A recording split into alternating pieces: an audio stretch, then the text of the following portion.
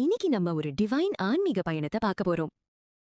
கோயிலுக்குள்ள நுழைஞ்சதுமே அந்த தீப ஒளியும் அமைதியும் மனச நிரப்புது. இந்த தீபாராதனை பார்க்கும்போது கிடைக்கிற அந்த எனர்ஜி வேற லெவல்ல இருக்கும். சாமியோட அலங்காரமோ அந்த மந்திர சத்தமோ நம்ம மனச அப்படியே மெஸ்ஸரைஸ் பண்ணிடும்.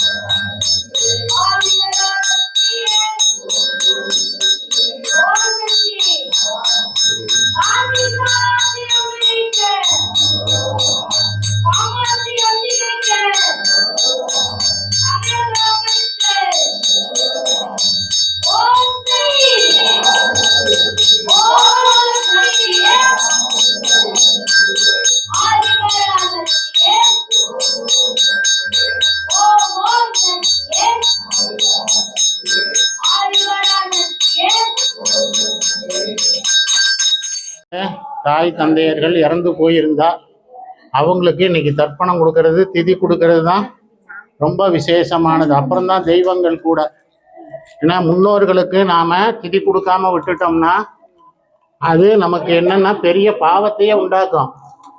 அப்புறம் நம்ம சாமிகிட்ட போய் வேண்டிக்கிட்டாலும் அந்த பலன் நமக்கு கிடைக்காது.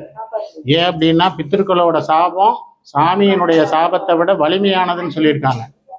அதனாலதான் நம்ம வீட்டில் குழந்தைகளுக்கு கல்யாணம் ஆகலை அல்லது வேலை எதுவும் கிடைக்கல, அந்த மாதிரி பிரச்சனை வரும்போது முதல்ல அவங்க கேட்கறது என்ன கேட்குறாங்கன்னா, முன்னோர்களுக்கு திதி கொடுக்குறீங்களா அப்படின்னு கேட்குறாங்க. நம்ம அவங்கள பார்க்குறோம், இவங்கள பார்க்குறோம். அந்த திதி கொடுக்கறது ரொம்ப சிரமமாக நினைக்கிறோம்.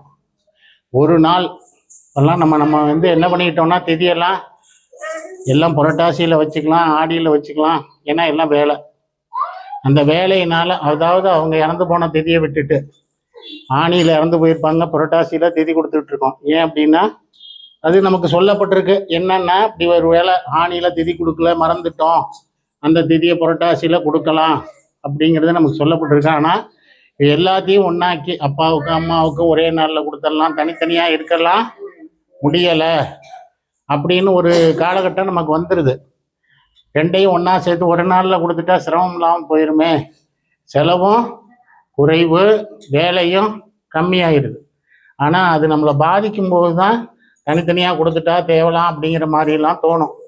சரி, எது எப்படி இருந்தாலும் இன்னைக்கு நாம அமாவாசை, ஆடி அமாவாசை, புரட்டாசி அமாவாசை, அது மகாலய அமாவாசைன்னு சொல்றது. புரட்டாசி அமாவாசை மறந்தவனுக்கு மாலையபட்சம்னு சொல்லுவாங்க. மாலையபட்சம்னா மாலையபட்சங்கிறது புரட்டாசி அமாவாசை வர்றதுக்கு முன்னாடியே, அதாவது பௌர்ணமி முடிஞ்சோன்னா 15 நாளுமே விரதம் இருக்கலாம். 15 நாள்லையுமே ஒவ்வொருத்தருக்கும் திதி கொடுத்துட்டு வரலாம். அதாவது ஏகாதசியில் இருந்திருக்காங்க, பிரதமையில் இருந்திருக்காங்க, துதியில் இறந்துருக்காங்க அப்படின்னா அந்த இதில் கொடுத்துக்கிட்டே வரலாம். நம்ம ஒரேடியாக அமாவாசையில் போய் எல்லாரும் உட்கார்ந்துக்கிட்டு திதி கொடுக்கும்போது அது ஏதோ கடமைக்கு கொடுக்குற மாதிரி தோணும். எல்லாரும் பார்த்தீங்கன்னா ஐயர் உட்கார வச்சு 4 பேருக்கு மந்திரம் சொல்லிடுவார்.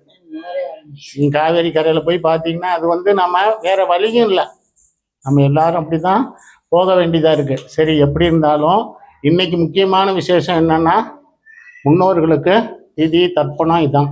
அதுக்கப்புறம் தான் தெய்வம், தெரியுதா? அதனால பித்திருக்களுக்கு செய்ய வேண்டியதை செஞ்சிட்டோம்னா நமக்கு நடக்க வேண்டியது அவங்க ஆத்மா சாந்தி அடையணும், திருப்தி அடையணும். நம்ம புள்ள பரவாயில்ல, கொஞ்சம் பயபக்தியோட இருந்து இந்த திதியை கொடுக்குறான் அப்படின்னு அவங்க சந்தோஷப்பட்டாவே நமக்கு போதும். அப்படிங்கிறது தான் நமக்கு நல்லது நடக்கும். இது ரொம்ப முக்கியமான ஒன்று. அதனால சொல்கிறேன், மகாலய அமாவாசையாக இருந்தாலும் சரி, தையில் ஒரு அமாவாசை வருதுல்ல, தை அமாவாசை, அதுவும் அதே போல தான். பித்திருக்களுக்கு தர்ப்பணம், அம்மா அப்பா இறந்துருந்தா தர்ப்பணம், இல்லைன்னா திதி திவசம் கொடுக்கணும். திவசம் கொடுத்துட்டு கோயிலுக்கு போகிறது, அங்கேயே சொல்லுவாங்க, போய் திதி கொடுத்துட்டு குளிச்சுட்டு கோயிலுக்கு போயிட்டு வந்துரு அப்படிம்பாங்க. கண்ணு கொஞ்சம் கம்முன்றாங்கண்ணா. அது மாதிரி நீங்கள் பார்த்தீங்கன்னா இன்னைக்கு அதான் விசேஷம் அப்படின்னு நம்ம அம்பாளையும் தரிசனம் பண்ணுவோம். அம்பாளுக்கு அமாவாசை விசேஷமான நாள். இது அன்னைக்கா முட்டை உள்ளெல்லாம் புகைதான் இருக்குங்கண்ணா. அரகரணம் சுக்லாம்பரதரம் விஷ்ணம் சசிவர்ணம் சதபுஜம் பிரசன்னவதனம் தியாயேத் சர்வ விக்ன உபசாந்தயே. ஜன்ம நட்சத்திரே ஜன்மராசு ஜாதஸ்ய நாம நட்சத்திரே நாமராசு ஜாதஸ்ய சுப நட்சத்திரே ஆடி அமாவாசை பக்தர்கள் நாமதேயஸ்ய ஷக குடும்பானாம் சேமஸ்தைரிய வீர்ய விஜய ஆயுள் ஆரோக்கிய ஐஸ்வர்யாபிவிருத்தியர்த்தம் ஆயுள் சத்சந்தான சௌபாகிய இஷ்டகாமியார்த்தியர்த்தம் ஆதித்யாதி நவகிரக நட்சத்திர சகல தோஷபீட நிவாரணார்த்தியர்த்தம் ஆரோக்கிய திடகாத்திர சித்தியர்த்தம் ஆயுள் அபிவிருத்தியர்த்தம் தர்மார்த்த காமிய மோட்ச சதுர்வித பல புருஷார்த்த சித்தியர்த்தம் வித்யா தொழில் வியாபார காரிய அனுகூல சித்தியர்த்தம் சீக்கிரமேவ உத்தியோக விபாக சுபமுகூர்த்த சித்தியர்த்தம் சீக்கிரமேவ புத்திர பாக்ய சித்தியர்த்தம் சீக்கிரமேவ தனம் தானியாதி அபிவிருத்தியர்த்தம் சீக்கிரமேவ சகல காரிய அனுகூல சித்தியர்த்தம் காசி விசாலாட்சி அம்பிகா பிரசாத சித்தியர்த்தம் காசி விசாலாட்சி அம்பிகா பாதார விந்த யோக அஷ்டோத்திர குங்குமார்ச்சனம் கரஸ்யேவோம் கௌர்யை நமக கணேச ஜனன்யை நமக கிரிராஜதனபவாயை நமக குகாம்பிகாயை நமக ஜெகன்மாத்ரே நமக கங்காதர குடும்பின்யை நமக வீரபத்ர பிரஷவே நமக விஸ்யாபின்யை நமக விஸ்வரூபின்யை நமக அஷ்டதாரித்ய சமன்யை நமக சிவாயை நமக சாம்பவ்யை நமக சங்கர்யை நமக பாலாயை நமக ஓம் பவான்யை நமக பத்ரதாயின்யை நமக ஓம் மாங்கல்யதாயின்யை நமக சர்வமங்கலாயை நமக ஓம் மஞ்சுபாசன்யை நமக மகேஸ்வர்யை நமக மகாபாலாயை நமக மந்திராராத்யாயை நமக ஹிமாத்ரியாயை நமக ஹிமவத்யை நமக பார்வத்யை நமக பாபநாசின்யை நமக நாராயணலஜாயை நமக நித்யாயை நமக நிரீசாயை நமக நிர்மலாயை நமக அம்பிகாயை நமக மிருடான்யை நமக மானின்யை நமக மேனகாத்மஜாயை நமக ஓம் பவஸ்வதேவ பத்தன்னி நமக சர்வஸ்வதேவ பத்தன்னி நமக ஈசானஸ்வதேவ பத்தன்னி நமக பசுபதோர் தேவஸ்வதேவ பத்தன்னி நமக மகாதேவி நமக காசி விசாலாட்சி அம்பிகாயை நமக அட்டோத்திர குங்குமார்ச்சனம் சமர்ப்பயாமி.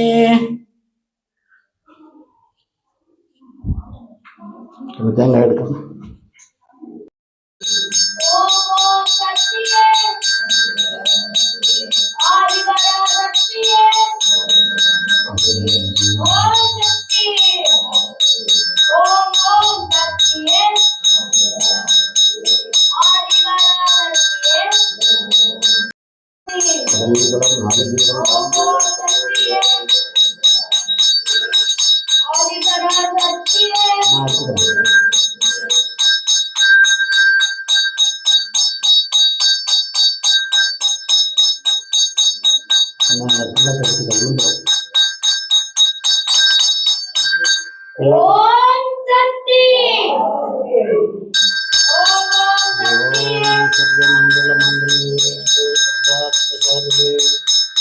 शरण्ये त्र्यम्बके गौरी महादेवी नारायणी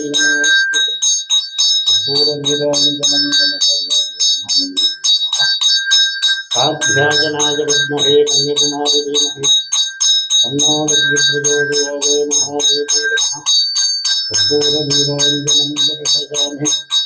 தனம் தரும் கல்வி தரும் ஒரு நாளும் தளர்வறியா மனம் தரும் தெய்வ வடிவம் தரும் நெஞ்சில் வஞ்சமில்லா இனம் தரும் நல்லன எல்லாம் தரும் அன்பர் என்பவர்க்கே கணம் தரும் பூங்குழலால் அபிராமி கடைக்கண்களே மகாதேவி நமஹ.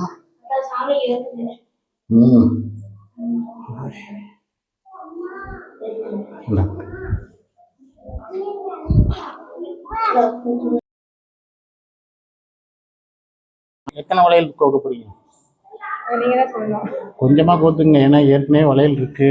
அது நாங்க மூணாவது வரைக்கும் அதை கொடுத்துடணும் எல்லாருக்கும். கொஞ்சம் வச்சுட்டு வரலட்சுமி பண்டிகை கூட வருது.